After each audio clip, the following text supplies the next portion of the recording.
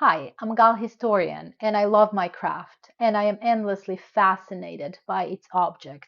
In this post-Easter season, I shared from a variety of historical Christian thinkers 1 minute short reflections on resurrection and how they imagined different aspects of it. I want to conclude that series with a bit longer video, and this final voice in my mind, he is a crescendo. He is a second century thinker, therefore quite a bit removed from our time and experience. Tertulli-Who? Tertullian. And how come parents are not naming their kids that? Or Origen, or Hippolytus, or Polycarp, or Clement?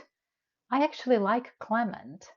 Unless you are a student of theology or an academic researching that period, you probably would not go read Tertullian on your own. You would deem him too remote chronologically and culturally and just too demanding content-wise.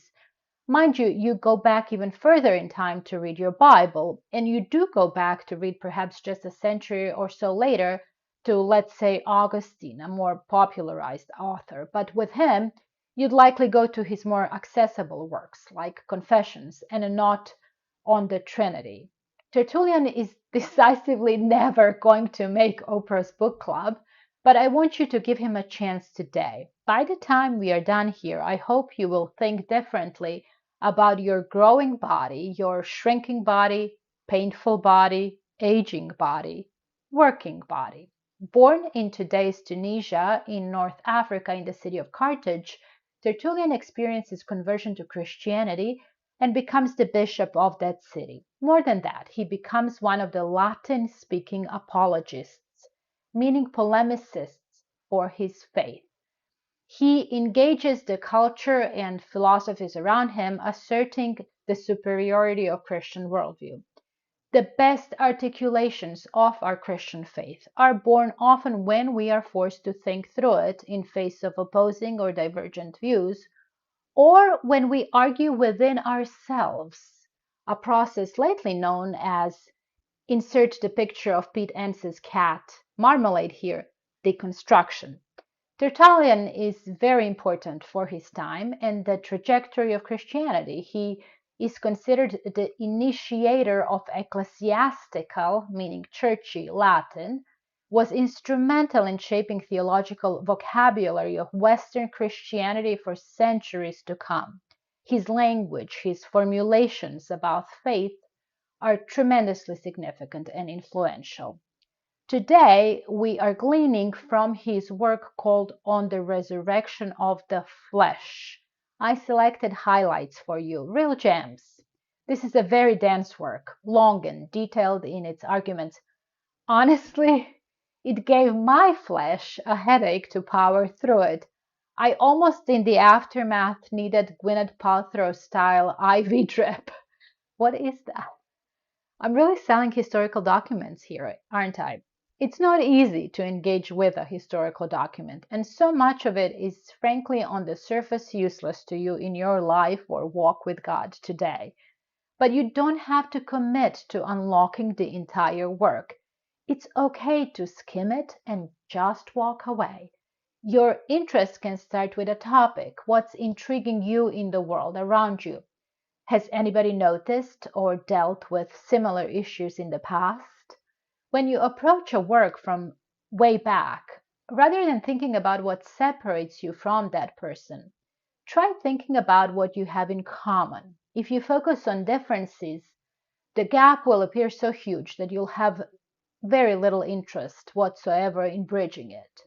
The reward will be hard to imagine, as you will likely focus solely on the seemingly insurmountable effort to get there. The culture crossing project can be daunting, but it is a legitimate question to ask. Can you take the content of a historical theological writing directly to inform your present issue, or do you have to run it through some machine that strips it, as it were, of its contextually historical baggage, or at least makes you aware of the context?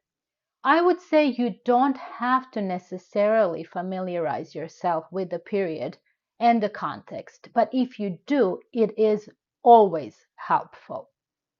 And you know, There is no context police that will come for you if you neglect to fully comprehend the context out of which a particular writing is originating.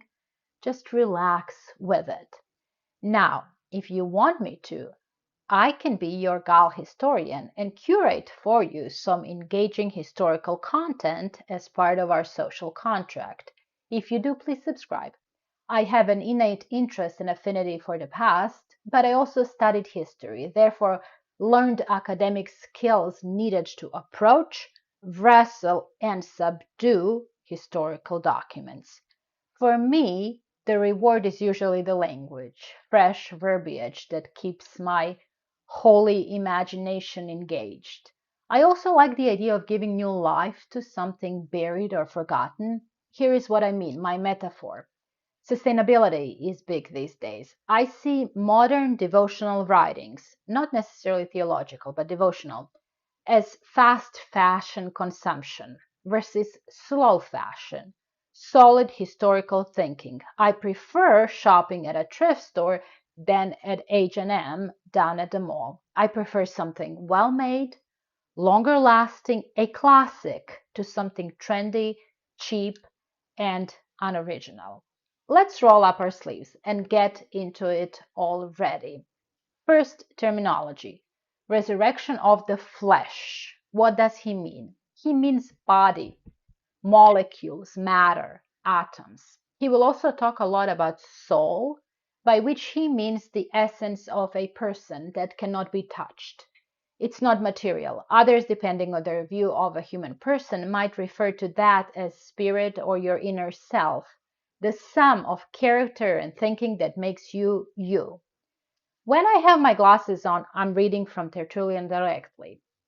He starts by saying there is nothing after death, according to the school of Epicurus. After death, all things come to an end, says Seneca. The resurrection of the dead is the Christian's trust. By it, we are believers. To the belief of this article of the faith, truth compels us. That truth which God reveals, but the crowd derides, which supposes that nothing will survive after death. And yet, they do honor to their dead, and that too in the most expensive way according to their bequest, and with the daintiest banquets which the seasons can produce, on the presumption that those whom they declare to be incapable of all perception still retain an appetite. Tertullian immediately starts by pointing out a great inconsistency between belief and practice of his contemporaries when it comes to death and dying. Why do they think that death is the end? Because of their view of the body, which Tertullian deems prevalent in his surrounding culture. The body is useless, undignified, and just generally awful. Is it not their burden from the beginning an invective against the flesh, against its origin, against its substance, against the invariable end which await it, unclean from its first formation of the deposits of the ground, uncleaner afterwards from the mire of its own seminal transmission, worthless, weak, covered with guilt, laden with misery, full of trouble, and after all this record of its degradation, dropping into its original earth and the appellation of a corpse, and destined to dwindle away even from this loathsome name into none henceforth at all, into the very death of all designation. Depressing, right? He is talking about how many people of his day think about their own body. He is also confronting one of the Christian heresies of the day called Docetism. Docetists claim that Christ only seemed to have a human body. In reality, they said he was a pure spirit. The flesh, the body, is so bad and so nasty that there is no way Christ would have really become incarnate. Tertullian's main contention is that it is unchristian to speak badly of the body. Why? And how should Christians view it?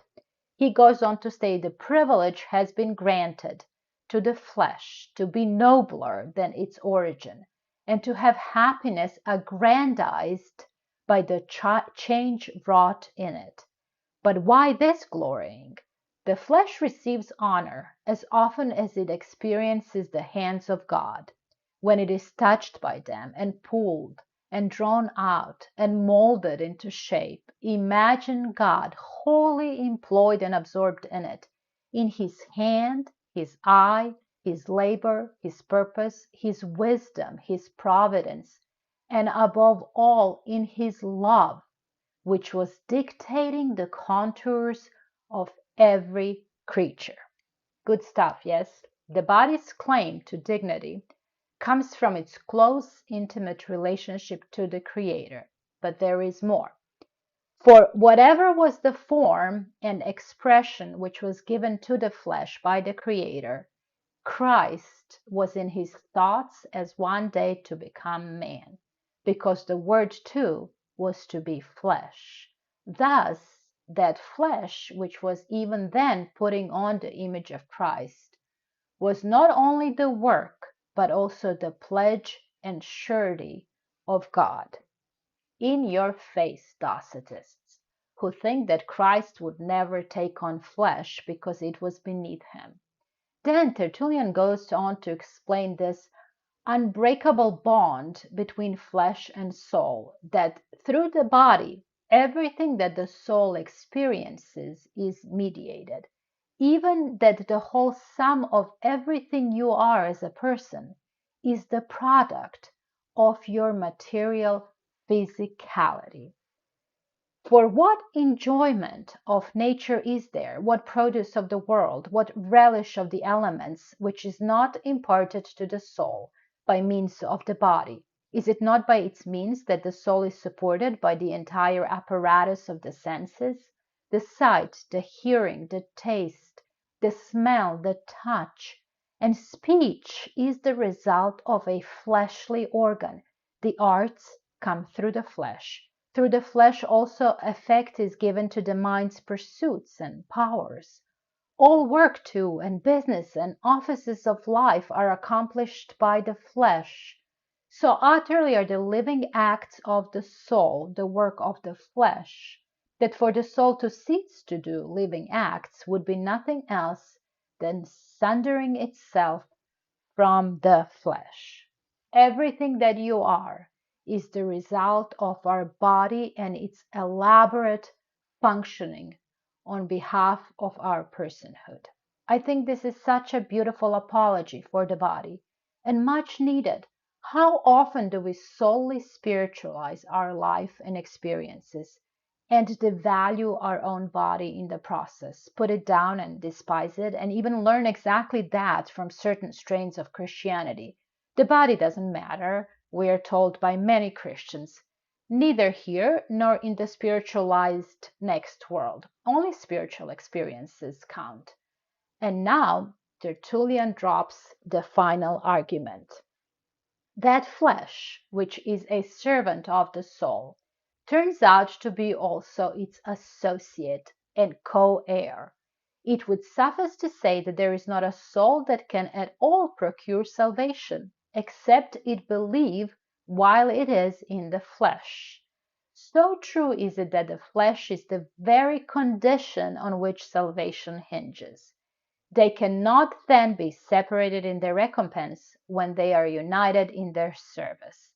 And if all this in temporal things, why not also in things eternal? See how vast a privilege before God has been conferred on this poor and worthless substance.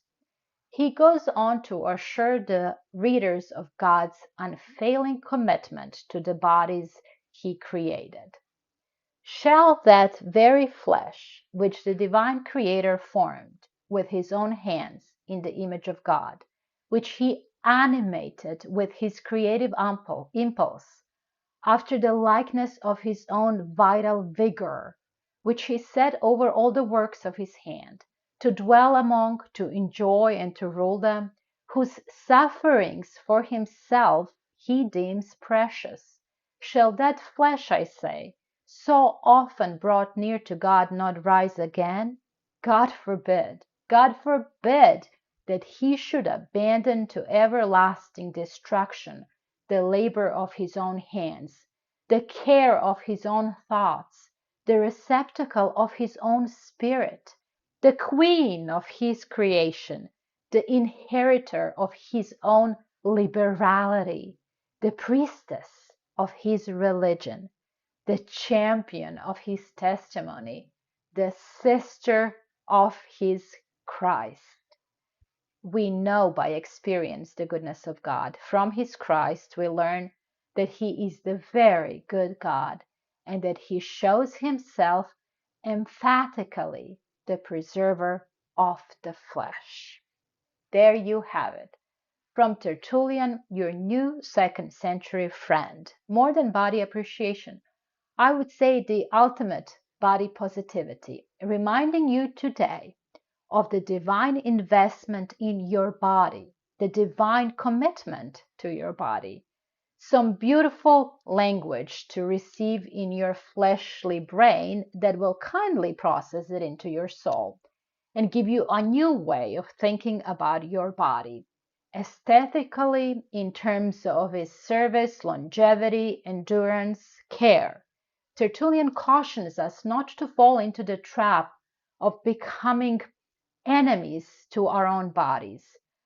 Aging tempts me to curse this matter of mine. This sharply dualistic view makes me think my body is working to actively sabotage me, my loftier inner self. That's not the biblical view of self. I hear Tertullian advocating for a total harmonious integration of a person and not separation, tension, or even on hostility between the inner real you and your own body.